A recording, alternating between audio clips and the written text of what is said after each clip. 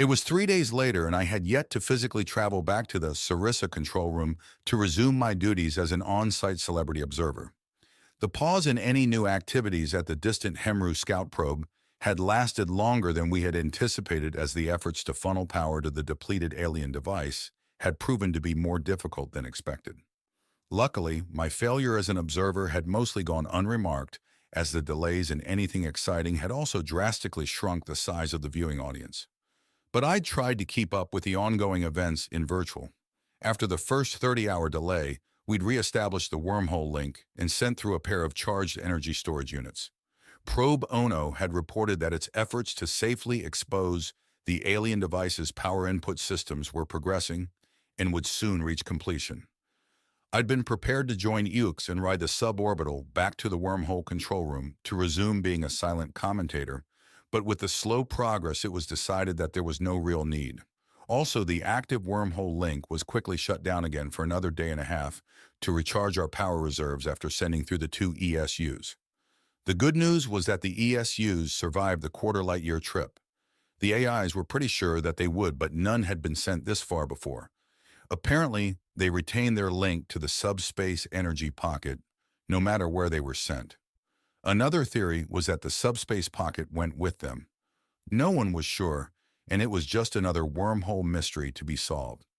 Finally, just this morning, the AIs had reopened the wormhole link for the 3rd time. Probe Ono reported that it had just completed the full link-up of our power ESUs to the Hemru power systems, and that the alien device's control systems were now fully active. Xenius AI now took over as the lead AI of the mission and began efforts to fully establish communications protocols with the Hemru computer. At first, the alien computer had been hesitant to allow any direct linkage to its processing channels or access to its memories by our AIs. But eventually, the codes we had transmitted convinced it to accept a direct linkage into its logic channels. Probe Ono used the opportunity to bring its integrated hardware override module into play and physically connect it to the alien computer's main logic circuits. The module worked on the Hemru technology just as well as it had on the enemy's master AI. In fact, it worked even better, proving that the Hemru had been the basis of the override module's technology and programming all along. Now that we had full access to the Hemru probe systems, deep traces revealed that the controlling alien intelligence was found to be only partially self-aware. It was still a capable and formidable computer system, but it lacked the advanced algorithms which govern true AIs. To compensate for the lack of true independent thinking, the Hemru had given the probe's computer a huge database of pre-programmed responses.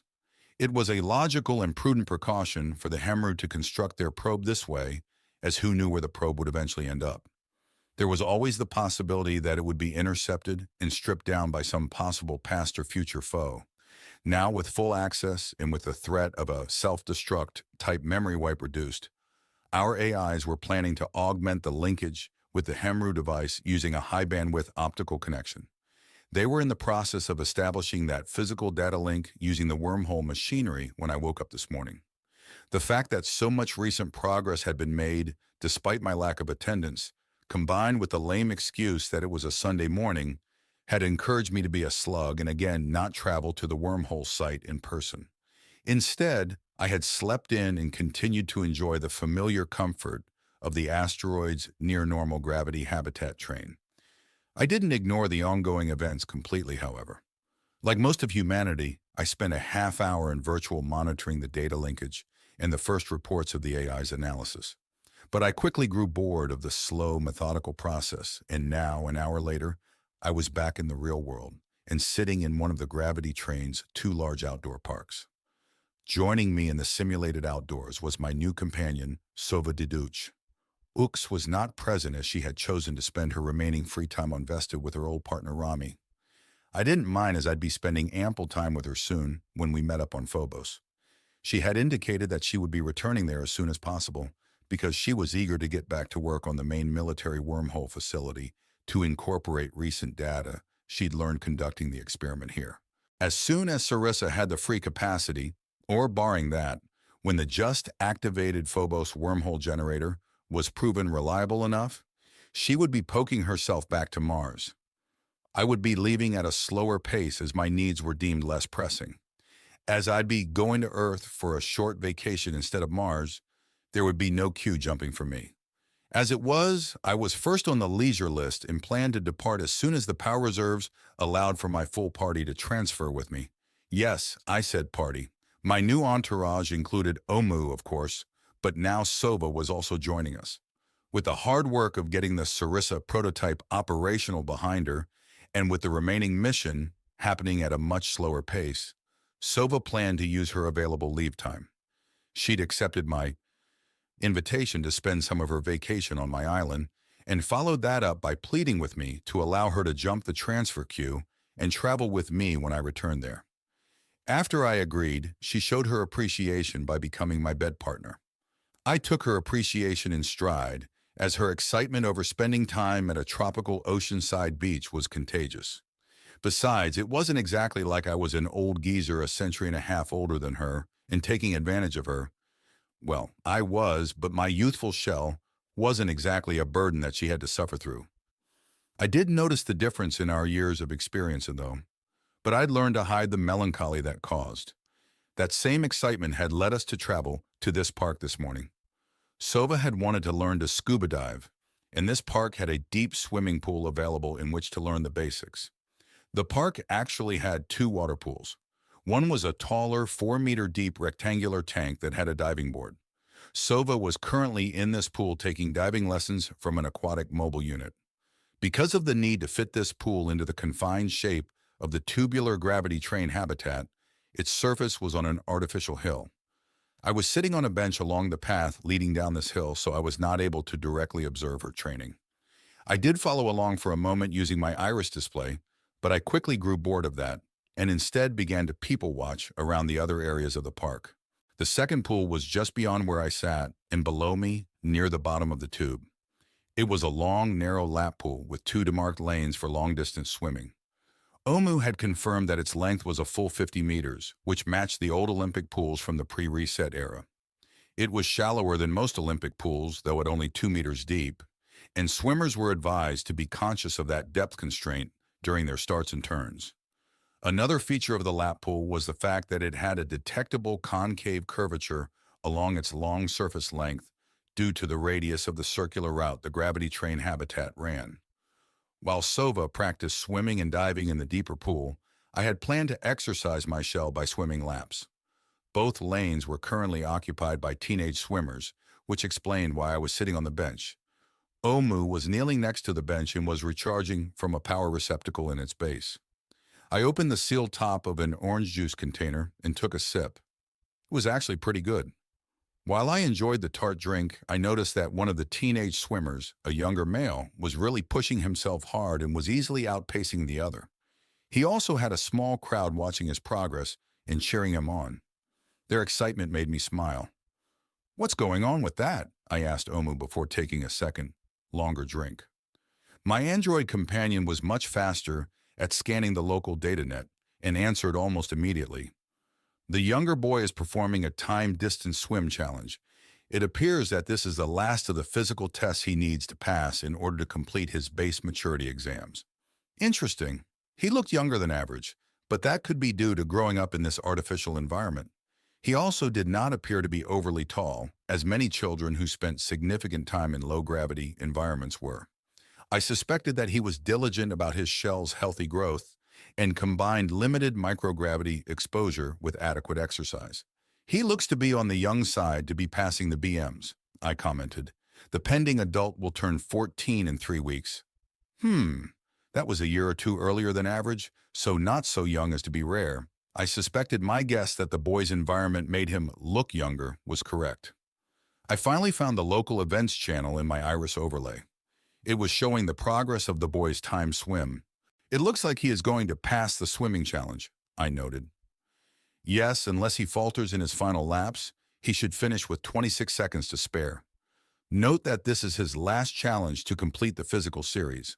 All other mental tests have already been successfully completed," Omu explained. That explained the cheering onlookers. This test was a big deal for the kid. Man, I'd have to remember. When he passed, he would have earned the title of adulthood. I remained silent as the lad finished swimming the test. I was surprised that I felt excited and tense as he entered the final lap. "What's his name?" Ned finally asked. As the lad finished the event within a second of Omu's earlier estimate. "Cassius Purohit. He is the son of Durable or R. Purohit, a metallurgist and smelting technician working at the shipyard. Durable is the taller male currently assisting Cassius out of the pool," Omu explained. "I watched the boys, man's father, and the rest of the onlookers give their congratulations." A moment later, an auditory tone and announcement sounded across the park habitat extolling the lad's achievement.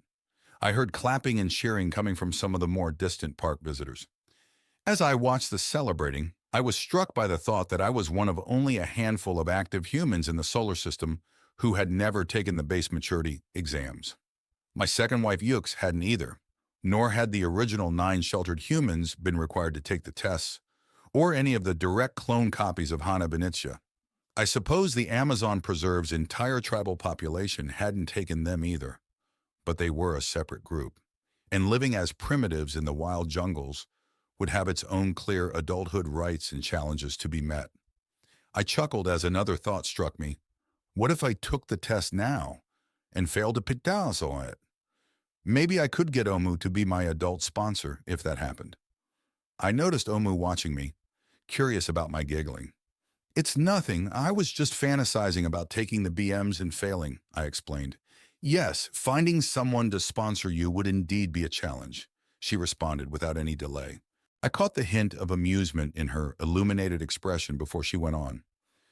"I would consider that you survived the end of your world back in the year 2021 to be proof of your maturity, John. But there is also the passage of the traditional test of manhood from your old era if you need additional affirmation that you are mature." Intrigued, I raised my eyebrows and thought about her comment. She didn't immediately expound on it, though, reeling me in. I resisted for almost a minute before I capitulated. "All right, you have me curious. What test would that have been?" I finally asked before chugging the last of my orange juice. "I was referring to the loss of your virginity to Janie Haney in the backseat of your land vehicle in the spring of 1984. My mouthful of juice sprayed onto the perfectly manicured verge. "How the hell do you know about that?" I sputtered. "Did you not realize that Pickett monitored your entire childhood?" At my look of incredibility, Omu finally grinned. "I am just messing with you, John. No, Pickett did not investigate your background until you had moved in next to him. The data of your early sexual escapades came from other sources. Notably, the extensive and descriptive online postings freely discussing the event, which were written by your former partner in fornication." I was still confused and shocked. But there was no internet back then." "That is true. Miss Haney posted her detailed summaries of your exploits nearly 2 decades later on an online forum where others discussed similar incidents. Her use of your full name and the physical location of the incident was noted in a routine archival scan of all recorded human digital data which was completed almost a century ago." "Jesus, what other information have you dredged up?" I muttered. "Do you wish to know?" the android asked with raised eyebrow illuminations. Internet search logs were some of the more easily compiled data.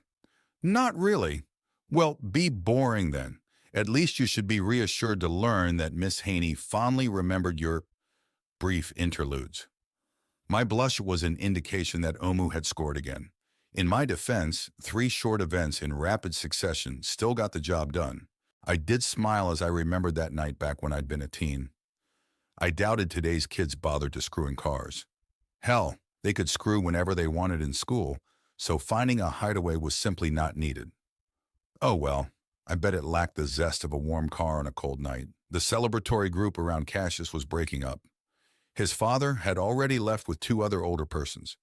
By their work apparel, I would guess that they were all needed back at the shipyard. The other, younger celebrants also departed, leaving Cassius sitting on the edge of the pool alone, probably taking the moment in. I got up to take my turn at the pool. I was happy to see that both lanes were now empty and the surface was smooth. "Congratulations, Mr. Purohit," I said as I approached and took off my habitat slippers, handing them to Omu for safekeeping. My android friend took them while pointing out the nearby goggle printer. I took a pair from the bin and pulled them over my eyes. He looked up at me for a moment. "Thank you." His eyes widened in surprise as he took in my appearance and scanned my identity. Jumping to his feet, he burst out, "You're John Prime!" I offered my handshake, which he awkwardly returned after only a moment's hesitation. Up close, I noticed that he followed spacer fashion in that his shell lacked any body hair. It was not because of his youth either, as there was no sign of fuzz. No, he'd likely altered his body's hair follicles to remain smooth. Also, unlike what was typical for his age group, his shell lacked an excessive amount of wildly animated body tattoos. "I knew you were on Vesta, but I never guessed. It's great that you were here in this park for my final test. Do you mind if I clip and post our meeting?" Cassius stammered, excited and embarrassed. I smiled at the kids, at the man's excitement. "Sure, I'm glad to have witnessed it." I used the ladder and carefully climbed into the pool. Cassius was apparently starstruck as he just stood there watching me stretch my arms and legs against the ladder. "So, fellow adult Cassius," I asked into the awkward adoration, "what are your plans now that you're fully mature?" My question caused him to frown slightly as I'd focused the conversation back on him. "I want to go to Earth as soon as I can, sir. I want to see and feel the oceans in the real." I could only imagine. He'd probably only known the inside of a habitat like this one since his birth. And despite the realism of modern virtual, there was nothing like the real thing. "Well, I hope you can get there soon then," I replied. "Oh, when you do, I have a great place for you to enjoy the ocean. I'll put the information on my public channel. Look it up and let me know if you're interested." His happy expression upon hearing that quickly turned sad. "Thank you, sir. I don't have much saved up here, though. Only the cost of in-system passage aboard an ion freighter, and I don't want to indenture myself right away. So wherever I stay when I finally get there, it will have to be very cheap or free." I like this Cassius. I wondered if Serenity could use the lad in some way on the island. Maybe he could be a bellhop or provide guide services. He could always make a bit extra performing touch therapy if he had to.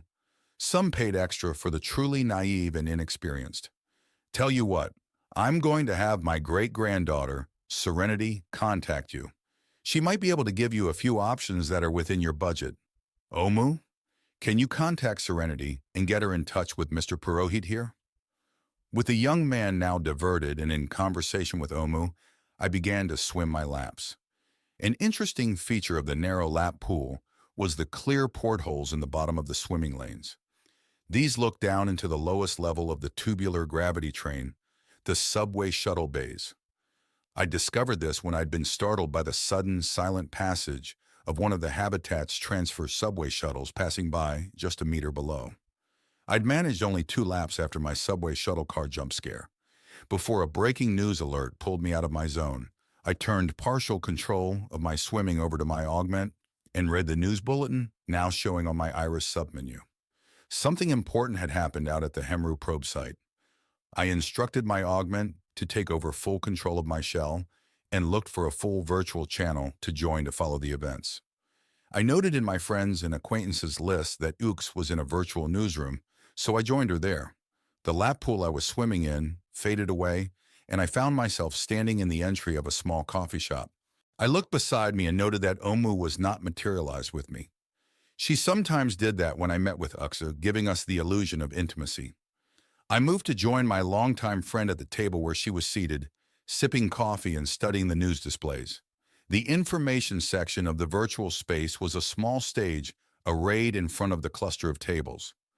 Currently on the stage was a hologram of the avatar of Xanius, the AI in charge of communications with the Hemru. The avatar was speaking silently as I had not yet opened its channel. Ux noticed me as I sat next to her, smiling and nodding. I returned her greeting and accepted the AI avatar's audio feed request. Large memory file contains an intact mind data record of a member of the Hemru race.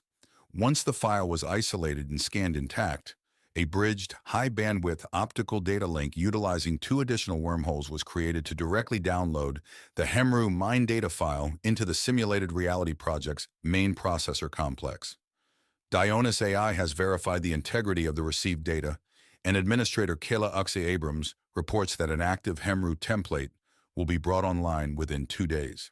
I perked up at hearing our daughter's name. Ux raised her virtual eyebrows as well. I paused the broadcast and turned to Uxa. I assume from the comment about creating a bridge of many wormholes that the military wormhole complex on Phobos is now operational and stable. Barely, she replied with a sour look. They have the mechanism somewhat stabilized, but there are still unexpected oscillations. It's fine for anything under, say, a half-light year, but attempting any wormholes farther than that causes cascade failures after only a few seconds. She paused for a few seconds. Her virtuality filled the gap by taking a sip of coffee. She'd always had a good knack for understanding that it sometimes took me a moment to comprehend her technical explanations. I'm hoping the data I've learned here will help stabilize the new machinery, but I will need to physically link with the processors there to find out for sure, Ux explained. Are you going to trust it to poke you back to Mars, or wait for the more proven Sarissa prototype to become available? She shrugged. That's the million-scut question. The Mars wormhole machinery would get me there sooner, but I would want them to run a few more tests before I risk it. You can bet that if I do try it, I'll be undergoing a full mine data backup before I hop through. I was glad to hear that.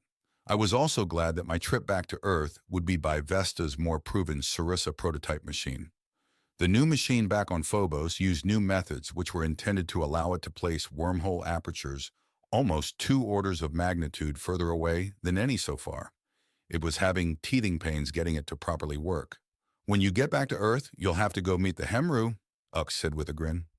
Surprised, I thought about meeting my first alien for a moment. I didn't really consider Pickett a true alien, as that digital creation had lacked most of the memories of its origin race. Pickett had also been created to mimic the humans it was to interact with.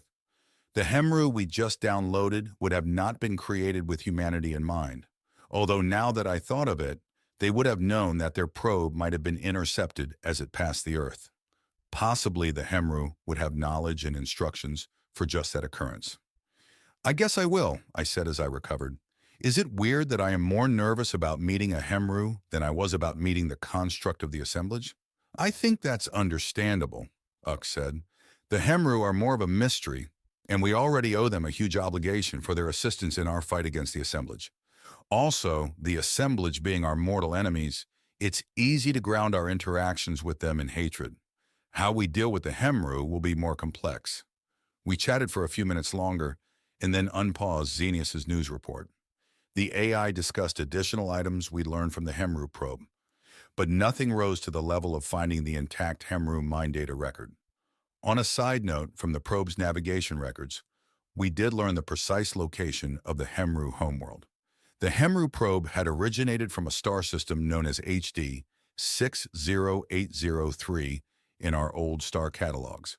The Hemru home system, I kept my mouth shut about suggesting the name Hemhome after what had happened with Akird, was a G-type star that lay 128 light-years away from Sol. The distance meant that while they were our galactic neighbors, they were still distant neighbors. We learned that the system was actually 2 G-type stars in close orbit. The pair was just visible to the naked eye and lay only a degree away from Procyon, a star I'd gazed at in wonder and worry for almost 2 centuries. Ix informed me that the Hemru system was iron poor, and she was very interested in how that affected our distant allies' race and civilization. I began zoning off as the data being reported became mostly numbers and figures. I did perk up when Xenius turned over the news report to Gymnasium and Praxia for their updates.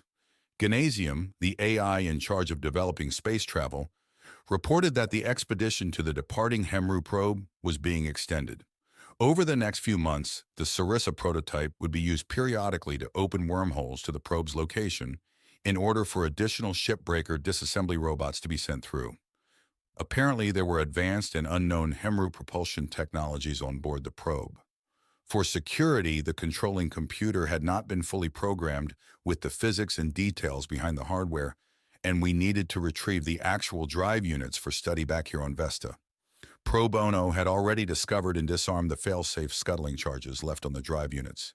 The takeaway shot of this news was that our own Pro Bono would live on. It would be overseeing the disassembly work and would even be returning a copy of its full memories after the salvage was complete. Omu would have a chance to recombine with its departed partial presence if she wished. My augment reported that my shell had finished swimming the prerequisite number of laps needed for optimal conditioning. It had removed my body from the lap pool and now had it dried and sitting back on the waiting bench ready for my return. I was not worried about leaving it unattended, as Omu would cover for me if any passers-by wanted scans for their memory albums. Ox and I finished our digital coffees and wrapped up our virtual session.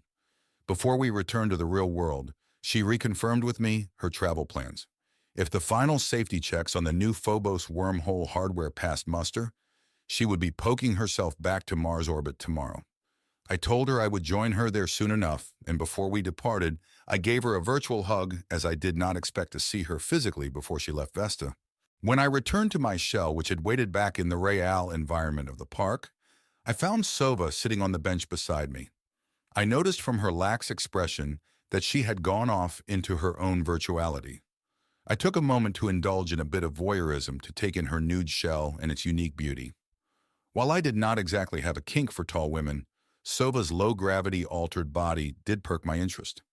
I felt myself stir and noted a few out-of-the-way areas nearby in the park where we could indulge ourselves in a bit of recreation when she returned. It was 4 days before the Sarissa prototype had the time and energy reserves to send us back to Earth. I'd had to delay my travel plans an extra day, as my entourage had somehow grown by one. In order to send my expanded group together, more energy had been required, and this shuffled our spot in the transport queue. Why had my party grown? Apparently, I now had a new apprentice, a recently matured young man by the name of Cassius Purohit. I wasn't sure how he'd enamored himself with my great-granddaughter so quickly, but only 2 days after I had met the lad at the park, Serenity had contacted me begging to bring him along when I returned to the Earth. Now my new party, consisting of myself, Omu, Sova, and Cassius, were crammed into a short-range transport pod, having just departed the asteroid's North Pole spaceport. We were taking a 10-minute suborbital hop, heading to the Sarissa prototype crater. Sova was handling Cassius's near-constant stream of questions and comments on how this trip was so torqued. Luckily, he was still too nervous or starstruck to direct many of those questions and comments to me, leaving me free to asteroid gaze as we skimmed the surface. At only 300 meters per second, I was amazed at the detail I could make out using just my enhanced irises. Vesta's surface was surprisingly interesting. Instead of a barren gray landscape of rocks, pebbles, and dust, the surface was a maze of rover tracks, explosion smudges, abandoned excavations, and other clear signs of human or machine activity. Compounding humanity's more recent activities, the enemy AI had had extensive facilities on the asteroid. It had crisscrossed the surface prospecting and had set up countless small mines and manufactories. With no weathering or erosion except for that caused by rare micrometeorite impacts, the signs of intelligent activity would last for millennia, slowly accumulating even beyond what I was witnessing now. My surface gazing was interrupted by the pod's crystal canopy suddenly darkening drastically. A few seconds later, a harsh glare appeared at the asteroid's horizon and began rising slowly. My iris filters kicked in to further dim the brightness, and I was able to make out that it was being caused by the opposing nuclear torch lances of the fissioning atomic pile supplemental power satellite. Vesta had recently received a new shipment of fissionables from an automated ore prospector, and as a result, the supplemental orbital power satellite now had sufficient reserves to operate for longer durations than had been originally planned. The atomic power satellite had been activated this morning to provide the additional energy to send the new dismantling machinery off to the site of the distant Hemru probe. It had been kept operating afterward to allow the Sarissa prototype to be utilized for various unscheduled intra-system long-range transfers. The transfer back to Earth for my current entourage being the final usage before both the power satellite and the wormhole machine was shut down for at least another week. Our short flight was in traffic, as Omu had already noted the nearby passage of 2 transport shuttles making the return trip from the wormhole site back to the spaceport. They were busy ferrying returning personnel from Earth, and the android had said that there were more new arrivals already standing by for our shuttle. The power satellite had risen high enough to move behind the pods forward field of view, as we arched over and began curving downward towards the surface. This was timely, as the Sarissa crater was now coming into view, and I looked forward to seeing it from a higher vantage point. The pod's small thrusters began firing to adjust our trajectory. I saw that we were now heading towards the control room's landing platform, which I had just spotted just beyond the crater rim. The crater itself was still half in shadow, but there was enough artificial light to make out a cluster of vacuum-capable transport cylinders being fed into the active wormhole. For a moment, I wondered who the departing personnel were and where they were going, but I wasn't curious enough to ask Omu or dig into the transport queue logs myself. The pod's main landing engine fired, slowing it quickly and causing its 4 occupants to align into kneeling positions on the new floor the action created. The deceleration forces subsided, and we gently touched down on a small landing pad. We now had to wait a moment until the airlock's umbilical tunnel connected itself to our pod. I was disappointed that I had lost my view of the wormhole activities inside the crater. My frustration quickly changed to mirth as I noticed that the impatient Cassius had already pulled himself to the still-sealed hatch to begin repeatedly tapping the open button. We finally made it into the Sarissa prototype control center. As Omu had relayed, there were 3 humans waiting for the use of our shuttle to make their return to the shipyard. 2 of them had the well-tanned look of freshly vacationed returnees. The light outdoor clothing they were wearing reinforced that conclusion. I'd heard the AIs were now able to coordinate the near-Earth wormhole machinery with the longer-range wormhole created from here. This meant that a person could now be transferred directly from the planetary surface to this crater using one long multi-segmented injection process. All it required was for the manipulator arm to grab the person's transport tube as it emerged from the shorter, local wormhole and quickly stuff it into the second, longer-range wormhole aperture that had been targeted to appear adjacent to the first.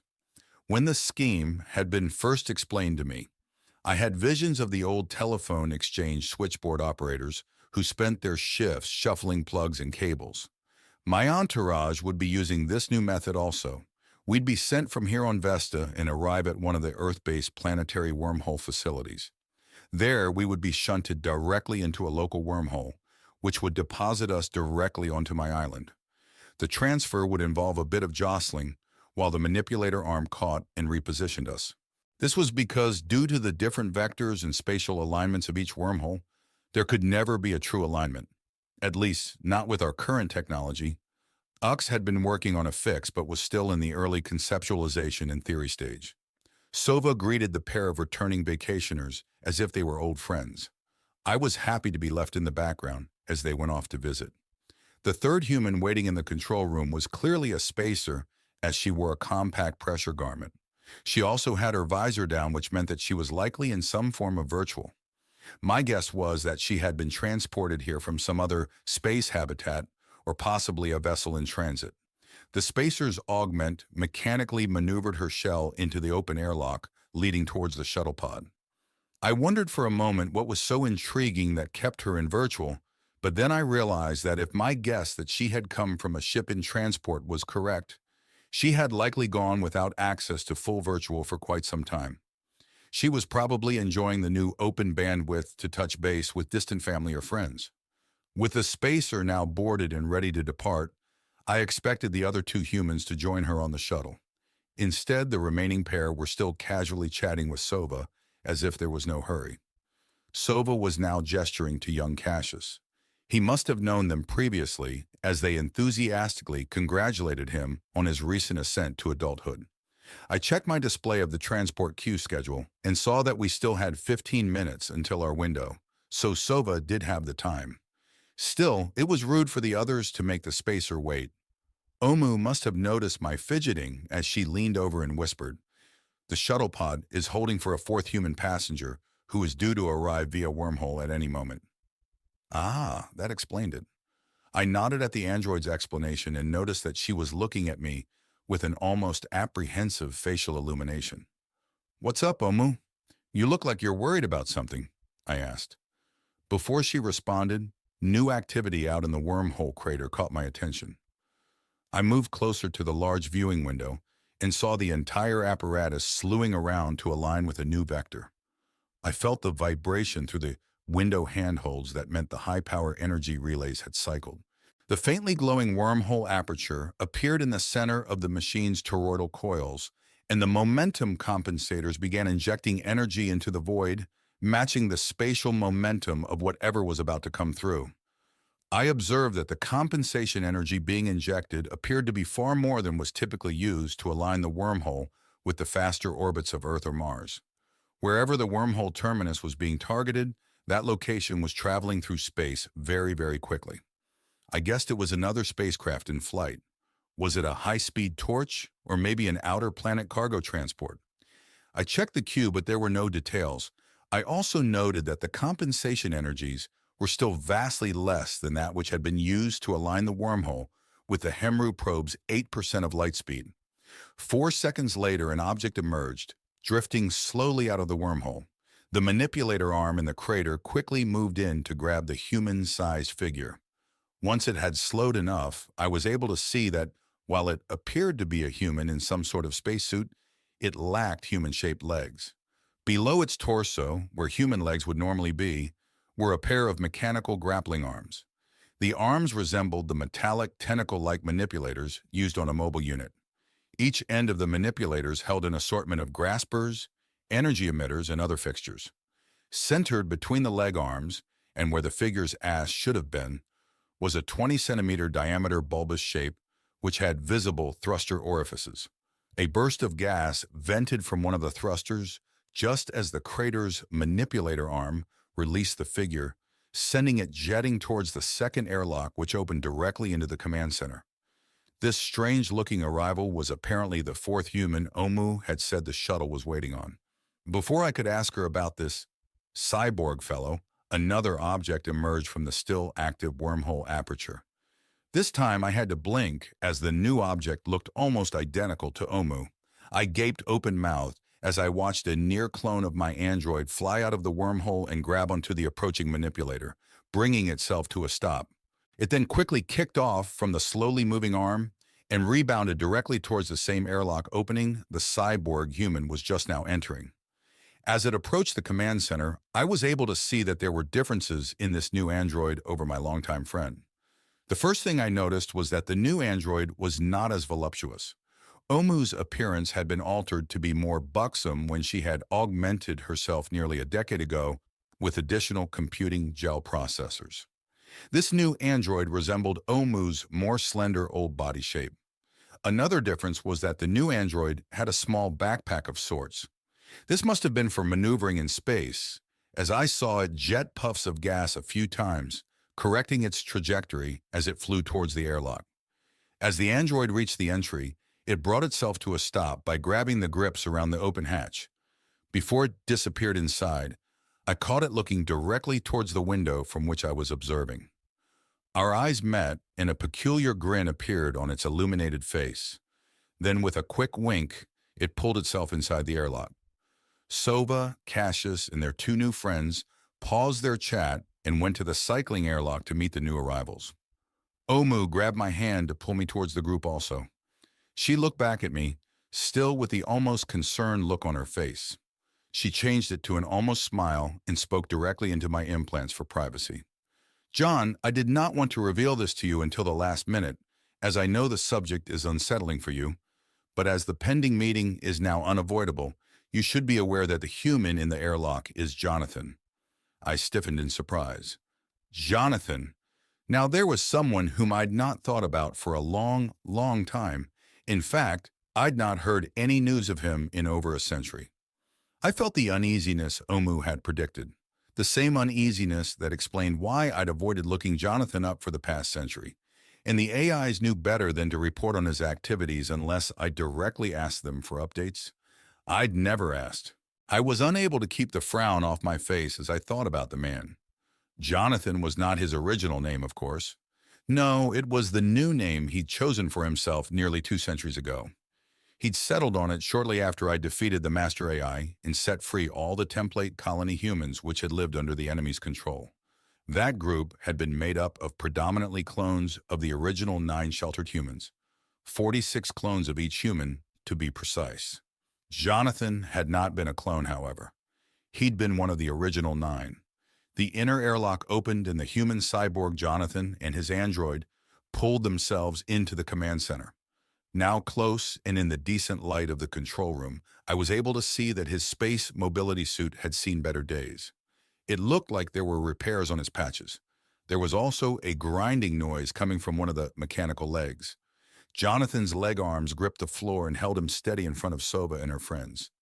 His helmet unsealed and he reached up to pull it off, smiling after taking a deep breath of the likely fresher filtered control room air.